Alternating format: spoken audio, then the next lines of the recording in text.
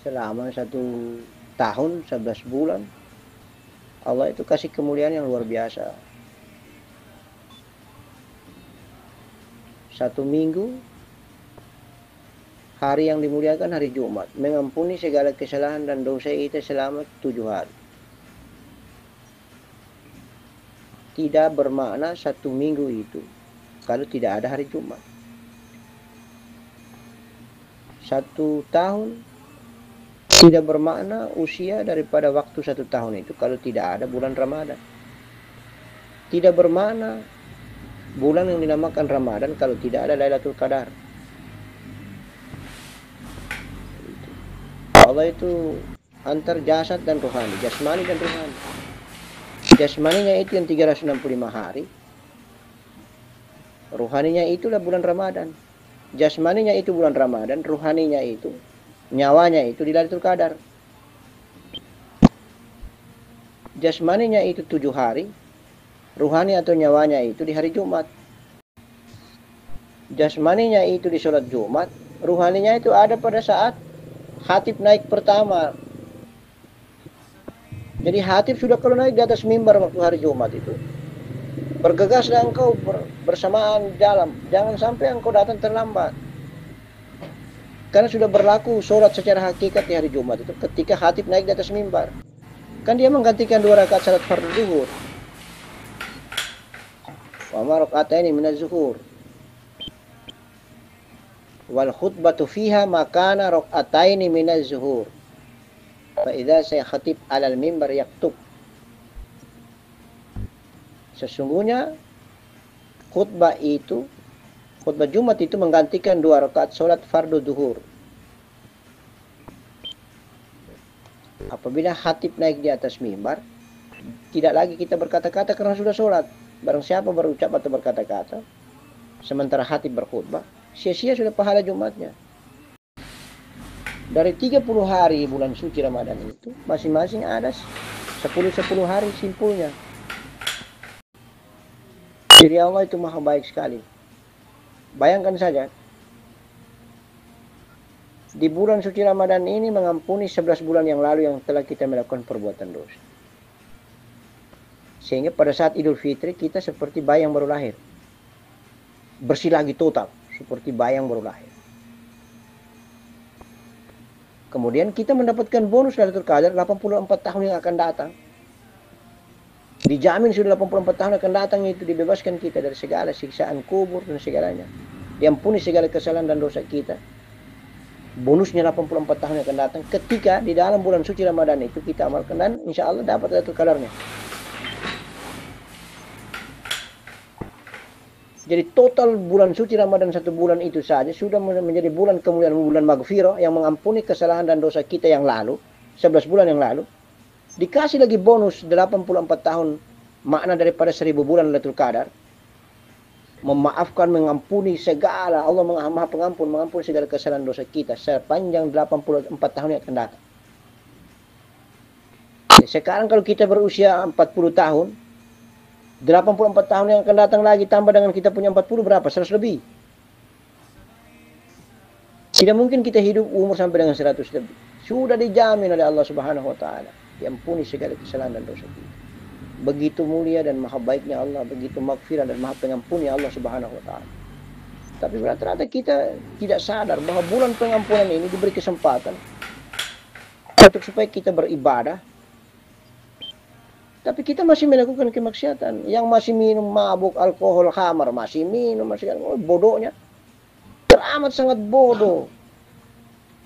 Sudah dikasih momen kesediaan yang luar biasa. Jangankan kita yang hidup, yang sudah meninggalkan dunia di alam kubur pun diberikan kebebasan untuk berziarah dan bersilaturahmi ke keluarga dan ahlul baitnya di bumi. Memang ada yang tidak diizinkan, ada diizinkan, bebas. Itu bulan kebebasan. Apa maknanya itu kalau dalam bahasa syariatnya itu bahwa pada saat bulan Ramadan itu iblis itu diikat, neraka ditutup, dikunci pintunya. Misalnya saja itu bahasa syariatnya begitu. Maknanya itu bahwa dikasih pengampunan total sehingga nafsu kita yang ada ini sudah dimaafkan perbuatannya. Sehingga diikat betul. Dengan adanya kita melakukan puasa, lemah, tidak berdaya nafsu ini untuk melakukan kegiatan maksiat. Karena orang kalau sudah tidak makan, tidak minum, pasti lemah birahinya, lemah dia punya tenaganya untuk beraktivitas, ya kan? Begitulah cerita. Nah, itu secara syariat, secara zahirnya begitu, secara batang tubuh kasar seperti itu. Jadi kalau kita belajar hakikat itu berarti sepanjang hidup kita itu bulan Ramadan ada pada diri kita. Sepanjang hidup kita ketika kita berzikir, kita mendapatkan kenikmatan hakikat, kenikmatan ghaibiyah. Rasa dingin dan sejuk yang masuk di hati kah? Di kita punya badan kah? Apa saja pengalaman-pengalaman ghaibiyah, bahkan di muka kasaf kita mi'raj di luar bulan Ramadan, itu termasuk Ramadan pada diri kita secara hakikat. Dan Lailatul Qadar telah datang pada kita dalam desah napas kita berlalu. Sepanjang kita hidup. Itulah beruntung ketika orang belajar hakikat. Ketika dia belajar hakikat, dia melakukan zikir tubuh, zikir kolbi, zikir nafas. Sama dengan dia telah melaksanakan rukun Islam 5, menunaikan ibadah haji di tanah suci Mekah. Karena ketika kita zikir, kita kasih naik kepala. Lah ini kita kasih mulai naik dari di bawah perut kita, di kemaluan kita, kemudian naik sampai ke ubun-ubun kepala. La ilaha, jatuh di 4 latifah yang ada di dada sebelah kanan, kemudian illallah di dada sebelah kiri. Itu sama dengan kita melakukan wukuf di Padang Arafah, lontar jumroh, sama dengan kita melakukan sa'i dari Bukit Safa dan Bukit Marwah, sama dengan kita melakukan tawaf keliling Ka'bah 7 kali. Komplit. Masuk kepada zikir kolbi, tahan napas, kemudian kita berzikir dalam keadaan napas ditahan, Allahu Allah, Allahu Allah, Allahu Allah. Maka mabrurlah haji kita, sama dengan kita sudah mencium Hajarul Aswad. Ketika kolbi kita merasakan kenikmatan ma'rifat bidah di kolbi. Jadi kalau orang belajar hakikat, walaupun dia miskin tidak berharta, dia telah menunaikan ibadah haji. Banyak orang tasawuf susah menunaikan ibadah haji tanah suci Mekah. Karena dia lebih menertibkan hajinya di dirinya, hajinya di tubuhnya, haji yang ada pada dirinya. Dia lebih memahami tentang hakikat haji daripada syariat haji. Di atas sajadah pun kita melakukan ibadah zikir tubuh, zikir hati, zikir nafas, sama dengan kita melakukan ibadah haji. Di atas ranjang pun secara hakikat kita belajar ilmu hakikat, diajarkan bagaimana kita bercampur, berhubungan badan dengan istri kita. Kita melakukan ibadah haji. Kita mulai cium dahi istri kita sampai dengan matanya, sampai dengan bibirnya, sampai jatuh kepada Bukit Safa dan Bukit Marwah. Di mana Bukit Safa dan Bukit Marwah melakukan sa'i lari-lari kecil itu. Itulah ketika kita mencium payudaranya sebelah kanan, payudaranya sebelah kiri. Sampai ke turun Hajarul Aswad. Jadi komplit. Di atas sajadah sampai dengan di atas ranjang. Serba ibadah ma'rifat billah. Maka teramat sangat rugi kalau orang masa hidup baru dia tidak mau belajar hakikat. Sia-sia. Karena apa yang dia lakukan secara syariat, dia hanya mengenal tentang ilmu syariat, hukum-hukum syariatnya saja yang dia berlaku.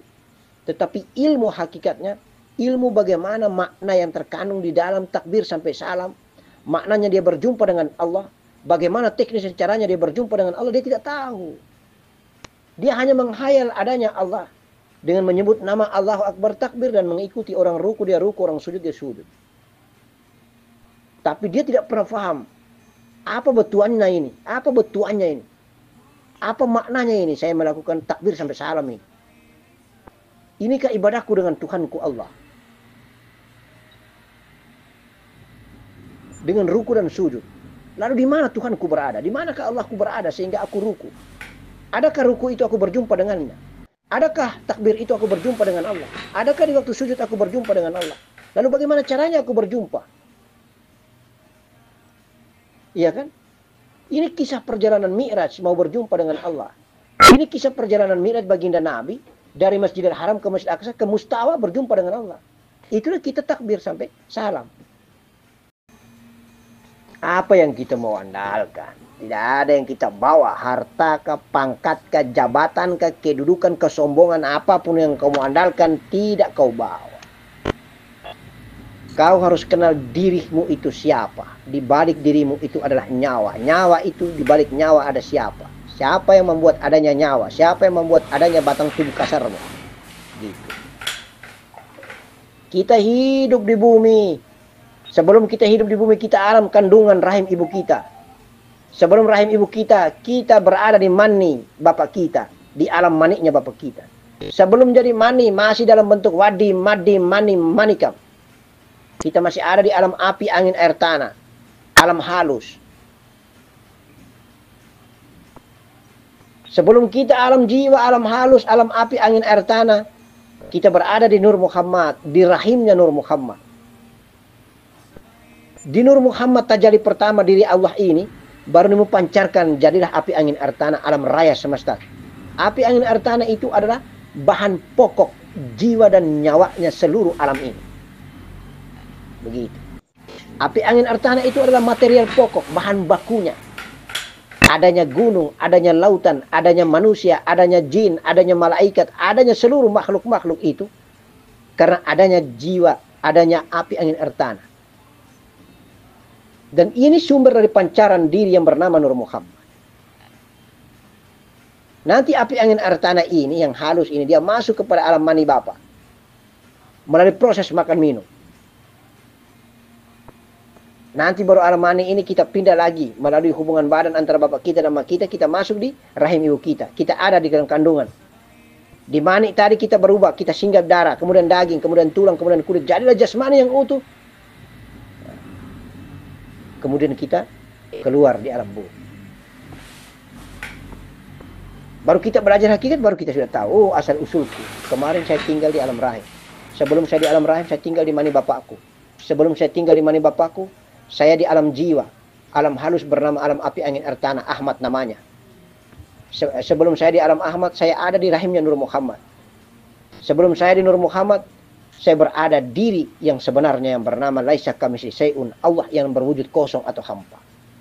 Nah, itulah kisah diri Allah yang menghadirkan dirinya menjadi Nur Muhammad, menjadi jiwa api angin air tanah, menjadi badan kasar yang ada di alam rahim.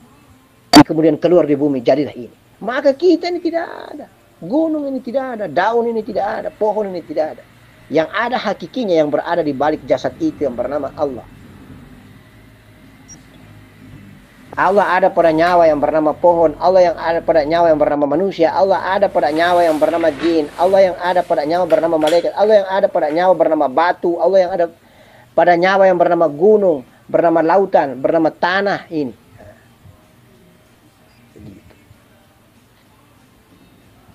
Jadi hakikatnya itu hanya ada dua. Ada Ta'ala dengan dia punya pancaran dirinya. Atau mungkin kita bilang bayangannya. Hanya dua saja.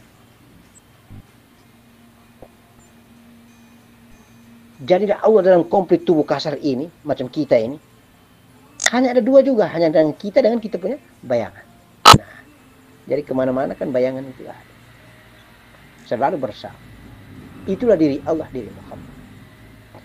Jadi kalau mau kita lihat potret sebuah profil yang sempurna daripada diri Allah ini adalah pada Muhammad sallallahu alaihi wasallam.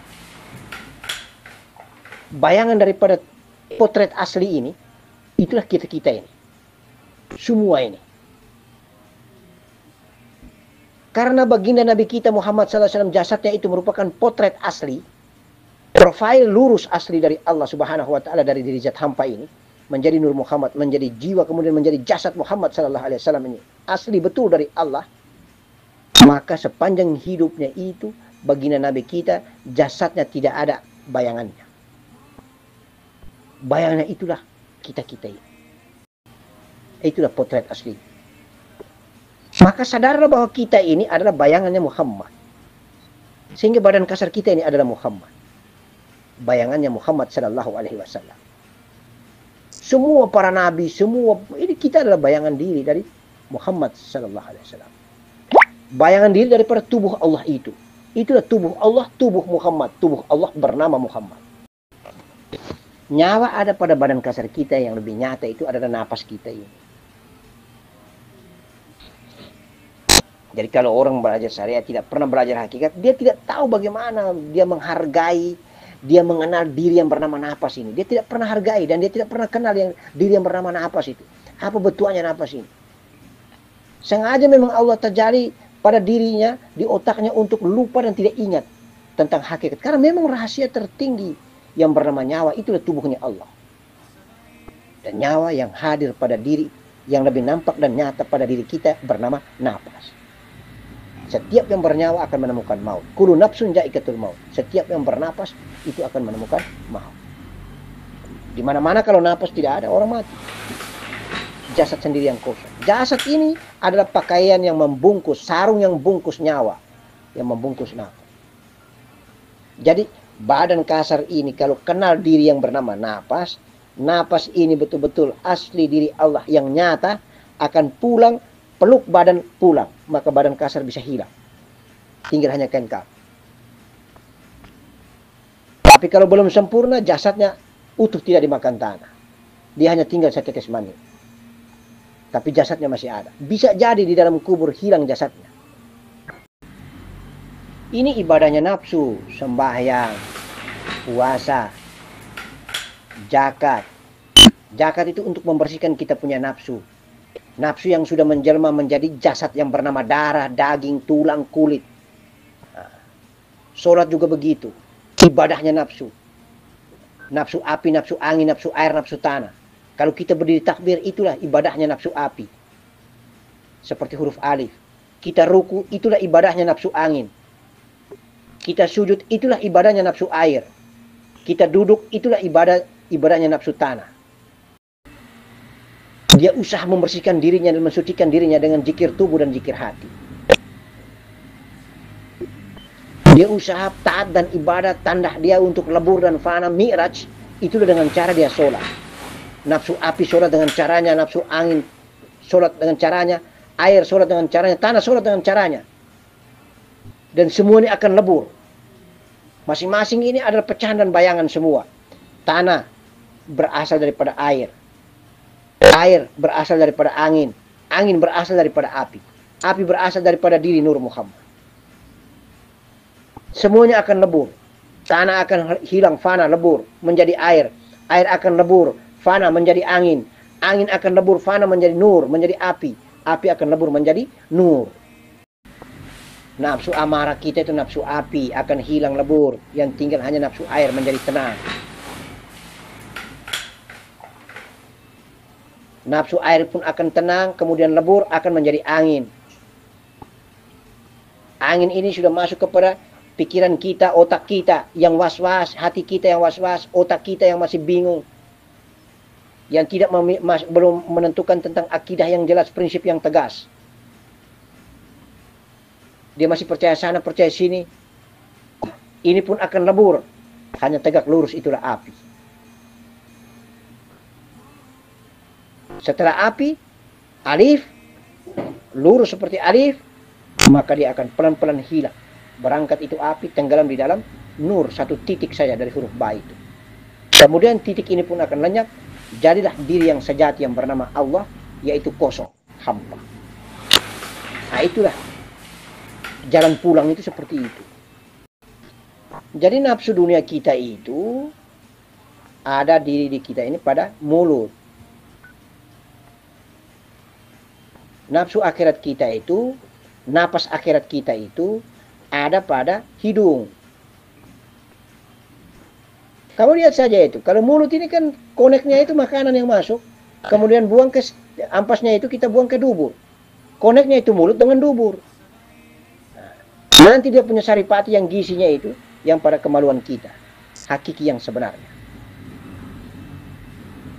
Tetapi kalau napas yang lewat hidung. Itulah napas akhirat asli. Keluar masuknya dia. Keluar dunia masuk. Akhirat.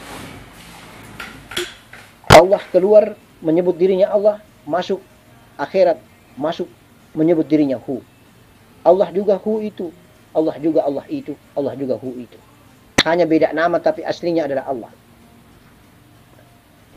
Mana ada kotoran di napas hidung? Tidak ada. Asli. Itulah napas akhirat. Sehingga habis selalu ngomong ulang-ulang. Kalau kau mati baru mulut tengah mata terbelalak, itu sudah kafir. Orang hakikat memandang itu mati kafir. Tidak ada cerita bilang kau sembahyang rajin waktu kau masih hidup. Harus kembali ke dalam. Jadi kisah ceritanya itu kan begitu. Jadi Allah ini dalam keadaan kosong hampa. Dia supaya ingin dikenal, dia kasih keluar dirinya ini keluar. Dia ingin menyaksikan dirinya di luar dirinya. Kemudian diri ini berucap. Allah ini berucap. Kenalkah engkau bahwa aku ini adalah Tuhanmu? Tidak. Kau saya. Karena memang diri kembar. Sebagaimana kita berdiri di cermin itu. Baik kalau memang kau tidak akui bahwa saya ini adalah Allah Tuhanmu. Saya inilah yang pertama. Saya inilah kakakmu misalnya. Saya yang datang duluan. Saya yang bikin kau ada. Kalau kau tidak percaya sekarang saya sembunyi kau cari. Kalau kau dapat berarti kaulah yang kakak, saya yang ada. Tapi kalau kau cari saya, kau tidak dapat, saya yang kakak, kau yang ada. Saya adalah Allah Tuhan. Kau adalah tubuhku. Kau adalah bayanganku. Maka terjadilah pencarian itu. Akhirnya tubuh yang bernama Nur Muhammad ini mencari, tidak pernah berjumpa. Sedangkan Allah mencari, berjumpa. Di mana Allah menemukan itu Nur Muhammad? Di telinga. Sehingga kita punya dato itu di ND itu, Kiai Haji Muhammad Nur Sufali Ibnu Syihusyan, dia bilang, Allah bersembunyi di matanya Muhammad, Muhammad bersembunyi di telinganya Allah. Jadi waktu Allah mencari tubuhnya yang bernama Nur Muhammad itu, berjumpa di telinga. Nur Muhammad bilang, bagaimana sehingga engkau bisa berjumpa dengan aku, bisa menemukan aku? Aku bikin bunyi diriku di telingamu. Dan nampaklah bunyi itu di telingaku. Maka aku menyaksikan bahwa engkau ada di telingaku. Bagaimana sampai dengan aku tidak bisa berjumpa dan bertemu dengan engkau? Di manakah engkau sembunyi, wahai Allah? Kan begitu. Allah mengatakan apa? Aku bersembunyi di matamu. Bagaimana bisa kau bisa lihat? Nah, kita masih sebagai manusia ini saja, kalau kacamata ada di mata, baru kita cari kacamata, kita tidak dapat. Begitulah kalau kita duduk, bagaimana caranya kita bisa menemukan diri kita ini, pejam mata baru kita mau berjumpa dengan wajah kita ini saja susah. Ya kan? Kalau kau sudah berjumpa, maka dirimu adalah asli. Bisa? Sedangkan yang kau temui itu adalah diri Muhammad. Itulah aku menyaksikan diriku di luar diriku. Maka syariat itu ibadahnya dengan menyebut lisan dan berafal melakukan perbuatan. Sedangkan ibadahnya hati dengan cara mengingat, ibadahnya secara tarekat, ibadah secara hakikat adalah dengan cara rasa melalui napas. Sedang ibadah nyawa itu, ibadah napas itu dengan rasa. Sedangkan ibadah ma'rifat ada dengan cara memandang, tatapan rupa. Itulah amaliyat tatapan rupa. Kalian jangan anggap remeh. Pikir cuma sederhana, buktikan. Tidak sampai detik saja hilang, kita tidak bisa berjumpa dengan wajahmu sendiri. Diri ini hanya satu. Tidak usah lagi kau bayangkan ada dua, itu berarti kau tidak sempurna marifatmu. Dirinya yang menyembah, diri pula yang disembah. Dia yang berbicara, meminta doa lewat lisannya, dia juga yang berada di telinga mendengar dan mengabulkan. Dalam sekejap. Saat itu juga berbicara, saat itu juga mendengar, saat itu juga melihat, saat itu juga berpikir. Lihat, bayangkan. Berarti hanya satu tuh. Kalau ada dua tiga kan masih ada kesempatan dan jeda. Bicara, masih ada kesempatan mendengar. Masih ada juga satu ini masih berpikir. Masih ada satu ini juga masih melihat. Ya kan? Ini komplit. Lihat, pikir, lihat, dengar, bicara. Satu kali saja jalan itu. Karena satu memang qul huwallahu ahad. Allah itu satu. Hu itu ahad. Apa tujuan kita berzikir? Tujuan kita berzikir itu untuk membersihkan nafsu yang ingkar pertama dengan Allah ini. Agar dia taat. Ketika dia taat, maka hadirlah mukasafa, hadirlah ilham Allah, hadirlah petunjuk Allah, hadirlah diri Allah ini pada organ fikir untuk bisa dipahami bahwa sesungguhnya kita tiada, yang ada hanyalah Allah. Itu tujuan berzikir. Jadi kalau kau tidak berzikir, kau hanya fikirkan bahwa aku adalah Allah. Aku tiada, Allah yang ada. Makhluk tiada, yang ada hanya Allah. Allah punya batang tubuh ini. Allah punya jiwa ini, Allah punya napas ini, Allah semua ini yang ada pada itu. Menit saja hilang itu nanti. Maka alat untuk mengekalkan pemahaman makrifat billah ini adalah dengan zikir. Dan itu Allah yang suruh. Berzikirlah engkau sebanyak-banyaknya, pagi, siang, sore, petang, dalam keadaan tidur, dalam keadaan berbaring, sebanyak-banyaknya. Dengan berzikir berarti engkau mengingat aku. Begitu. Jadi zikir. Jangan lupa dengan zikir. Mau tidur zikir. Zikir terus, zikir. Biar kau tidak berwudu juga zikir, tidak ada masalah. Yang hanya mengenai hadas dan najis ini ada pada badan kasar. Sedangkan yang halus ini tidak tersentuh dengan hadas dan najis. Begitu.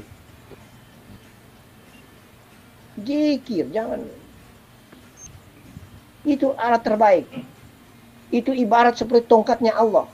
Itu ibarat seperti senternya Allah. Itu ibarat seperti cahaya petunjuknya Allah. Itu ibarat adalah seperti pedoman dan jalan yang akan memberikan penerangan untuk kau berjumpa dengan hakiki sebenarnya asal daripada cahaya itu yang bernama Allah. Itulah zikir. Zikir akan menenangkan hatimu, membersihkan dan mensucikan pikiranmu, dan akan membuat tubuhmu menjadi mulia karena tertutup dengan nur daripada zikir. Sesungguhnya nur daripada zikir itu adalah Allah itu sendiri. Kita belajar hakikat, zikir itu ditanam. Kalau kita hanya syariat, zikir itu hanya sekadar menyebut. Maka tidak pernah akan tumbuh pepohonan hakikat. Tidak akan tumbuh buah marifat. Tidak akan hadir buah-buah marifat itu. Kalau orang syariat itu dia hanya menyebut saja. Dia tidak menanamkan kalimat itu. Dia tidak menanamkan apa yang dia sebut. Nah, kita bukti secara hakikat ini, kita tanamkan kalam Allah yang bernama zikir itu, yaitu dengan rasa. Kita nikmati kan? Tapi kalau orang hanya menyebut, dia tidak tanam, dia tidak pernah akan mencicipi kenikmatan buah-buah marifat itu. Buah daripada zikir itu. Kita bisa bayangkan kemarin kita belum belajar hakikat, kita masih syariat. Kita cuma sebut saja orang zikir, kita sebut-sebut saja. Mana dia masuk? Tidak pernah masuk. Baik di otak, apalagi di kolbi. Tidak ada satu titik kenikmatan rasa yang kau dapatkan. Tapi setelah belajar hakikat, insya Allah. Ini tanda syukur kita. Tanda syukur kita kepada Allah yang maha baik. Dia yang berada di balik pita suara yang berbicara. Dia yang berada di balik telinga kalian yang mendengar. Allahu Allah. Allahu Allah. Allah titipkan kita di dunia ini. Ibarat jiwa atau nyawa kita ditenggelamkan ke badan kita ini adalah nafsu. Kita berada di telaga atau lumpur nafsu. Kenapa badan kasar kita ini adalah total nafsu? Karena memang sumber asalnya daripada mani. Dan mani itu hakikatnya adalah nafsu. Tergantung saja karena kita belajar hakikat, maka kita menempatkan mani itu dengan nafsu yang baik. Nafsu yang mutmainnah, nafsu ma'rifat. Mani-mani Allah, mani-mani Muhammad, mani-mani la ilaha illallah. Bukan mani-mani kafir. Subhanallah. Apalagi yang kita mau tinggalkan. Tinggal amalkan saja. Tinggal amalkan saja. Peganganmu seumur hidup. Dijamin oleh Allah Subhanahu wa ta'ala. Demi Lailatul Qadar yang lebih mulia daripada 1000 bulan ini. Apa yang kita mau bawa? Kita tinggalkan semua nanti ini, kasih anak-anak semua. Bangun rumah, kasih anak-anak. Harta yang kita kumpulkan sekedar kita makan dan minum. Biar banyak berasmu sampai dengan bertonton. Kau makan juga cuma satu piring, tidak bisa sanggup sampai selesai. Lapar sebentar, hantam juga porsinya sedikit juga, tidak mungkin lebih banyak. Maka ada kelebihan itu, infak dan sedekahlah. Kasih kepada dia yang kekurangan beras. Kasih kepada dia yang tidak mampu. Kasih kepada dia yang fakir. Dia mungkin membutuhkan. Kita ada 3 tarekat yang teramat sangat dahsyat yang kita pegang. Qadiriyah kita zikir la ilaha illallah. Naqsyabandiyah kita zikir dengan Allahu Allah di zikir kolbi. Zikir nyawa kita pakai tarekat Khalwatiyah Al-Taj Al-Makassari, Datuk kita Syekh Yusuf Al-Makassari. Itulah A, I, A, U, H, I, H, U. Itulah zikir nyawa. Jadi zikir tubuh kita tarekat Qadiriyah. Zikir kolbi kita tarekat Naqsyabandiyah. Sedangkan zikir nyawa kita adalah tarekat Khalwatiyah Al-Taj Al-Makassar. Zikir napas kita tetap zikir samania pun ada, zikir naksabandia pun ada. Karena masuk hu, keluar Allah. Jadi komplit perjalanan ibadah kita ini untuk berjumpa dengan Allah. Sehingga atuk-atuk kita, para nabi dan para wali itu hampir banyak semua mereka berada di belakang kita. Mereka kekasihnya Allah, mereka dekat dengan Allah. Kita ini hamba yang penuh dengan banyak dosa. Insya Allah kita melebur diri kita, tenggelam di dalam diri baginda Nabi kita mulia Muhammad sallallahu alaihi wasallam. Karena dia adalah induk, kita adalah bayangannya. Bayangan ini adalah harus hilang, lenyap, lebur ke dalam diri induk. Makanya Abi ini menyampaikan bahwa masuk ke dalam perut mursyid, engkau akan berjumpa dengan baginda Nabi, induk itu. Dan engkau masuk ke perut induk, engkau berjumpa dengan Allah. Awal-awalnya itu kita punya YouTube itu, ya Sayyidi, ya Sayyidi, ya Sayyidi, ya Nur Muhammad, ya Sayyidi, ya Maulana Muhammad, sallallahu ala Muhammad sallallahu alaihi wasallam. Itulah zikir hakikat salawatnya. Mudah-mudahan Allah merahmati, memuliakan kita, meridhoi perjalanan hidup ini. Suatu saat kita berjumpa dengan Allah di negeri malakuti wa alam malakuti. Kita dituntun oleh induk baginda Nabi kita ini Muhammad sallallahu alaihi wasallam. Allah Maha Baik, menghadirkan diri zahir tubuhnya pada zahir tubuh yang kita merasa tubuh zahir kita ini adalah tubuh Allah, dan tubuh kita ini adalah bayangan yang hakikatnya adalah tubuh Muhammad. Begitupun kau sholat, kalau kau tidak belajar hakikat, kau tidak sampai kepada kenikmatan rasa, kau tidak sampai dengan berjumpa dengan Allah pada dirimu sendiri, kau tidak sampai dengan berjumpa pada dirimu sendiri juga, maka kau akan sia-sia, karena memang kau akan pasti diperiksa oleh malaikat dan akan lupa semua dengan apa yang kau telah hafal. Karena tidak kekal. Karena sepanjang hidupmu kau melakukan surat hanya dengan hayalan saja. Hanya dengan mengamalkan gerakan dan bacaan. Hanya dengan menyebut saja. Karena memang Allah itu gaib. Ibadah kita berjumpa dengan Allah itu gaib. Sholat itu gaib. Allah itu maha gaib. Maka cara berjumpa dia dengan cara yang gaib. Tidak ada dengan cara nyata. Nabi Musa saja mau bertemu dengan nyata, jasadnya harus dikasih mati. Maka dia bertemu dan berjumpa dengan ruhnya, dengan nyawanya. Hanya nyawa, hanya yang halus berjumpa dengan maha halus. Yang gaib berjumpa dengan maha gaib. Hanya tubuhnya yang gaib, itulah yang berjumpa dengan maha gaib asal dirinya yang laisa kamitslihi syai'un, qiyamuhu binafsi wahdaniyatu wahda. Ya, belajar hakikat itu, belajar ghaibiyah. Dalilnya adalah dalil kolbi. Persoalannya adalah persoalan ghaibiyah. Persoalan ilham ilahiyah. Persoalan khatar. Persoalan warid. Persoalan yang hanya dibuktikan dengan rasa. Dan rasa itu teramat sangat halus. Yang tidak ada berwujud material. Tidak bisa dilihat bentuknya. Apakah bulat, apakah panjang, apakah persegi panjang. Itulah rasa. Tidak bisa diukir. Tidak bisa dilukiskan. Rasa si fulan dengan rasa si fulana berbeda-beda.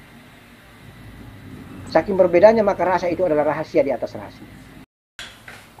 Jadi kalau memang kalian itu pahami betul, sitalah waktu kalian. Mulai ini malam 27, besok malam 29, malam 28, malam 29, malam 30, sampai dengan malam 31 takbir. Khusus malam saja kalian lakukan suluk. Setelah makan malam habis, berhenti sudah. Tidak usah lagi bercakap-cakap, tidak usah lagi berkomunikasi, masuk di kamar sholat, berwudu, masuk di kamar sholat, tafakur. Kalau mengantuk, tidurlah. Zikir, tafakur, tidak berkomunikasi, tidak usah lagi main HP, tidak usah lagi berkomunikasi. Usahakan juga tidak usah batal wudu. Jangan lagi batal wudu. Khusus 3 malam, 4 malam ini. Malam ini, malam 27, malam 28, malam 29, malam 30, malam 31, malam takbir. Sekarang sudah banyak yang pahami karena di media sosial YouTube ini sudah banyak menceritakan tentang tasawuf. Bahwa kita ini tiada, yang ada hanyalah Allah Subhanahu wa taala yang asal usulnya dari sini sampai kepada zat hampa ini sampai hampa. Itu semua sudah paham. Persoalannya adalah bagaimana membuktikan kepemahaman itu dengan mengamalkan, melakoni dan merasakan. Itu adalah persoalan besar. Kalau hanya sekedar memahami, banyak orang sudah paham. Apakah sebatas sampai memahami? Tidak. harus sampai bukti mengamalkannya, melakoninya, merasakannya, sebagaimana apa yang sudah termaktub di dalam pemahaman itu. Harus bisa dipertanggungjawabkan dengan mengamalkan, melakoni, dan merasakan. Sholatlah. Sepanjang kita masih kuat beribadah, nafsu kita ini sholat. Itulah sembahyangnya nafsu kita. Itulah ibadahnya nafsu kita. Karena kita ini adalah bayangan daripada jasad baginda Nabi kita Muhammad sallallahu alaihi wasallam. Kalau kita adalah bayangan daripada jasad Muhammad sallallahu alaihi wasallam, maka apa yang dilakukan oleh baginda Nabi itulah yang harus dilakukan oleh bayangannya. Bukankah kita sekarang punya bayangan ini juga ikuti apa yang kita lakukan toh? Kita ruku, dia ruku, kita sujud, dia sujud, kita isap rokok, dia isap rokok, kita minum, dia minum. Nah, kita ini bayangan baginda Nabi. Bagaimana kau tidak melakukan apa yang dilakukan oleh baginda Nabi? Kalau kau mau jasadmu itu mulia, maka ibadahlah. Jangan kau hanya mengibadahkan jiwamu, nyawamu. Bisa jadi jiwa dan nyawamu mulia, tapi jasadmu tidak mulia. Hancur dimakan tanah juga nanti. Jadi apa yang dilakukan oleh baginda Nabi itu sempurna. Sholatlah engkau sebagaimana aku sholat. Puasalah engkau sebagaimana aku puasa. Karena aku, kata baginda Nabi, aku inilah yang induk daripada diri kalian itu. Aku inilah imam kalian. Jasad ini adalah imam, bayangan ini adalah makmum. Nyawa adalah imam, jasad ini adalah makmum. Begitu. Allah adalah imam, nyawanya, bayangan dirinya itu adalah makmum. Nah, itu dia punya pangkatnya. Itu dia punya level-level. Kita suami adalah imam, istri itu adalah makmum. Karena istri adalah bayangan diri kita. Pecahan daripada tulang rusuk kita. Istri itu adalah bayangan diri kita. Mau tidur tafakur. Biar dalam keadaan berbaring, jikir, mengantuk tidur. Jangan lupa dengan berzikir, menyebut nama Allah. Allah hanya minta sebut nama. Engkau telah menyebut dirimu sendiri.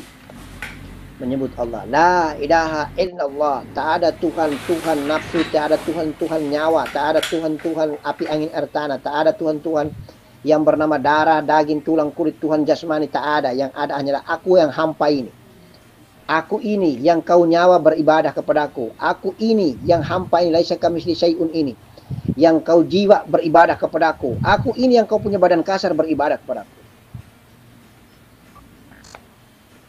Maka di saat kita sholat itu lengkap sempurna. Batang tubuh kasar kita, badan raga kita menghadap kepada Mekah, Ka'bah.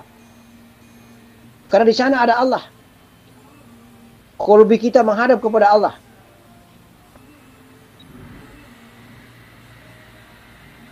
Sampai dengan napas kita, ketika kita takbir, Abi ajarkan masuk berjumpa dengan Allah. Bagaimana membuktikan perjumpaan itu? Dengan rasa. Satu kali saja komplit, kita syariat, kita tarekat, kita hakikat, kita marifat. Dari kiblat tubuh Masjidil Haram, Mekah, Ka'bah. Kiblat tarekat kita hati. Langsung dengan Allah. Kiblat napas nyawa kita rasa.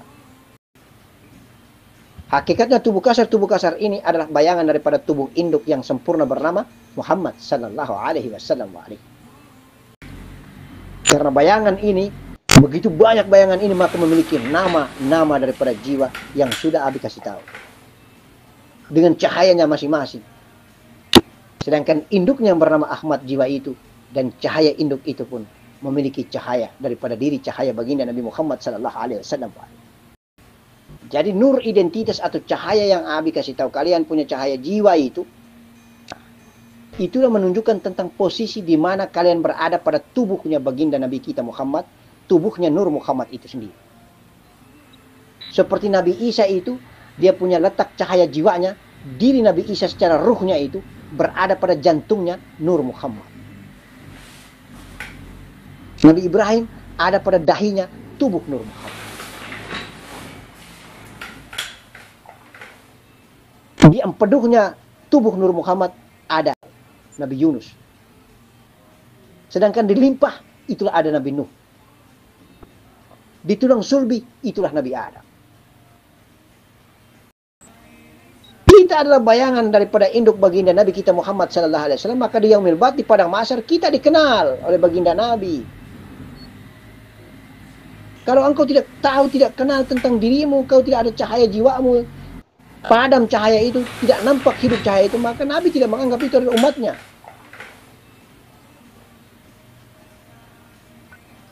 Kau akan dijemput oleh iblis, dan itu diridhoi Allah Subhanahu wa taala. Diizinkan Allah untuk perintah kepada iblis jemput.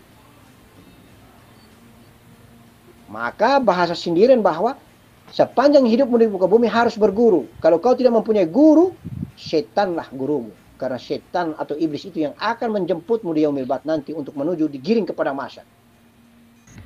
Jadi harus rubah. Berpuasa ini kita sudah dewasa, belajar hakikat. Jangan hanya tahan makan dan tahan minum. Jagalah kolbi, jagalah syahwat birahi nafsu kita. Jagalah otak pikir kita. Jagalah 9 pintu jasmani jasad kita. Pandangan mata, pendengaran telinga, pembicaraan ini. 2 lubang hidung ini, lubang dubur, lubang kemaluan kita harus bersih. Dan kita belajar hakikat itu serba ijab kabul. Pertanggungjawaban hakikat kita selalu ada. Jadi walaupun kau sah kawin itu di depan KUA, tapi di atas ranjang itu kau dengan istri, kau tidak melakukan ijab kabul semacam ini, maka hukum jinah dikenai secara hakikat. Ilmu ini untuk pakai, ilmu ini ilmu pakai, ilmu konsumsi, bukan untuk ilmu mau duduk baru bicara-bicara. Kita bisa berjumpa dengan Allah dengan bukti apa yang disampaikan oleh Allah, fa idza sa'alaka ibadi ini fa inni qarib. Sesungguhnya aku teramat sangat dekat dengan dirimu, bahkan lebih dekat daripada urat lehermu. Teknisnya kita bagaimana membuktikan ayat ini, kalam ini, itulah dengan cara belajar hakikat. Oh benar, Allah itu dekat sekali, lebih dekat. Karena memang kita ini sebenarnya tiada, yang ada hanya Allah. Kalau kau tidak mengamalkan ini, kau tidak faham tentang ilmu hakikat, kau tidak pernah tahu bahwa Allah yang lebih dekat daripada urat leher itu maksudnya bagaimana. Kau akan menghayal-hayal Allah itu di langit, di negeri aras itu di negeri langit. Jauh daripada dirimu, jauh daripada bumi. Tapi kalau kau belajar hakikat, kau faham betul, kau akan amalkan dan kau akan buktikan benar bahwa fa idza sa'alaka ibadi inni fa inni qarib. Sesungguhnya memang Allah itu lebih dekat, bahkan lebih dekat daripada urat leher. Dia lebih dekat daripada titik putih atau titik hitam di mata kita yang putih. Siapa yang bikin kita menjeduh? Siapa yang bikin kita sampai dengan teriak-teriak kita zikir tadi? Siapa yang bikin? Memang sengaja? Karang-karang? Kita punya rencana? Tidak ada. Semuanya adalah Allah. Kita sudah tidak ada lagi. Allah yang berlaku pada jiwa. Allah yang berlaku pada ruh jasad kita. Allah yang berlaku pada nyawa kita. Yang menggerakkan kita punya badan kasar. Allah yang berada di balik pita suara kita ini. Allah sendiri yang meneriakkan dirinya. Begitu. Kita ini tiada. Kita bersyukur kepada Allah karena Allah titipkan rasa pada diri zahirnya, yaitu kita ini. Sehingga kita bisa menikmati. Kita mengalami dan menikmati. Kalau kita saking nikmat, saking enaknya bahkan kita sampai mabuk. Zauk. Akhirnya tergila-gila kita dengan Allah. Sudah lupa kita. Diri mati tabi'i badan kasar kita. Bisa saja kita sampai di luar begini. Kita sampai masih sebut juga dengan nama Allah. La ilaha illallah. Sampai jalan-jalan sebut terus. Zikir terus. La ilaha illallah. Ya, begitu. Itu kita sudah, tidak ada, Allah sendiri yang menggerakkan dirinya. Akhirnya dari pandangan manusia yang masih syariat itu dia mengatakan kita gila. Orang yang tidak waras. Secara hakikat kita lebih waras daripada dia yang merasa dirinya itu waras. Secara hakikat justru dia yang tidak belajar hakikat yang gila. Dia gila dunia, kita gila dengan pencipta dunia, Allah Subhanahu wa ta'ala. Begitu ya, saking nikmatnya. Sama dengan makanan bumi, kalau saking enaknya nikmat sampai kita mabuk. Iya kan? Saking kekenyangan itu kita mabuk tuh. Tidur tidak bisa, napas tidak jalan lagi. Lebih baik kau mabuk berzikir menyebut nama Allah daripada kau mabuk minum khamar atau minum alkohol. Pilih yang mana? Gratis, tidak pakai uang, enaknya minta ampun, dan itu dijamin luar biasa di negeri gaib, di negeri langit. Daripada engkau minum khamar, apa manfaatnya? Tidak membuat engkau ma'rifat, tidak membuat engkau berjumpa dengan Tuhanmu. Allah juga hadir pada perbuatan yang buruk. Allah hadir pada perbuatan yang baik. Tetapi Allah hadir pada akal dan otak untuk menitipkan dirinya pada agama agar memberitahu jangan ikut yang buruk, ikut yang baik. Jadi semua adalah skenario dan settingan Allah Subhanahu wa taala. Dia juga bikin adanya neraka, dia juga bikin adanya surga. Dia juga bikin adanya nafsu yang buruk, dia juga bikin adanya nafsu yang baik. Dan dia mentajalikan dirinya pada agama, mentajalikan dirinya pada utusan kekasihnya bernama Nabi untuk berdiri di tengah agar membagi tahu kepada zahir diri ini, jangan yang ikut yang buruk, ikut yang baik. Ittaqullah haqqa tuqatihi wa la tamutunna illa wa antum muslimun. Bertakwalah, sebenar-benarnya engkau bertakwa. Takwa itu adalah menjalankan perintah dan jauhi segala larangannya. Dan kita bersyukur karena kita dipilih oleh Allah, yaitu bahwa Allah mentajalikan diri zahirnya di tempat yang baik, di nafsu yang baik, sehingga kita masih mengingat dirinya dengan belajar hakikat. Kita mengingat diri Allah dengan ikut sholat, puasa, zikir, mengamalkan perintahnya, dan kita tinggalkan larangannya. Berarti kita termasuk tajalli Allah di diri yang baik, yang baik-baik, di nafsu yang baik. Nah, itu yang kita mensyukur. Syukur yang tidak pernah terkira, yang tidak pernah habisnya kepada diri, sejati diri. Zat Allah Subhanahu wa taala yang hampa. Laisa kamitslihi syai'un qiyamun bi nafsihi.